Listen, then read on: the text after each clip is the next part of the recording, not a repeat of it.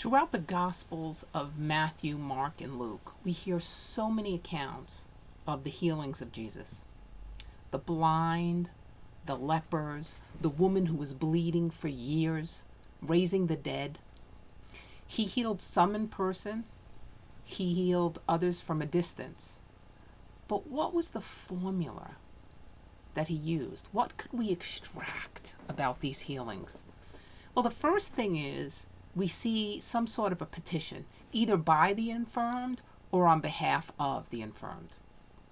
The next thing we see is Jesus was always willing to help them.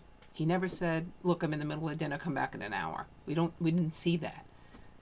And then we mostly get something like, your faith has made you well, go and sin no more, which simply means keep or start living from your Christ center or your Christ self, your higher self. Don't fall prey to the trappings of this world. That is, don't take those too seriously. Don't lose sight of who you really are and what's really going on. Or we see it will be done just as you believed it would, or in accordance with the state of your belief, the power of your belief, the measure of your belief. Or sometimes we heard things like, and he drove out the spirits with a word.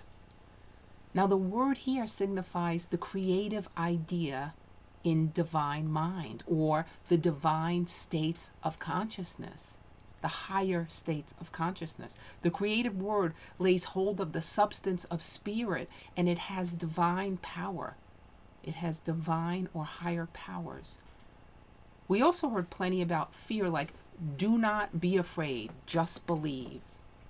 Quite interestingly enough, in one account, before Jesus was to perform a certain miracle in Luke 8, verse 51, we read, when he arrived at the house of Jairus, he did not let anybody go in with him except Peter, John, and James, and the child's parents.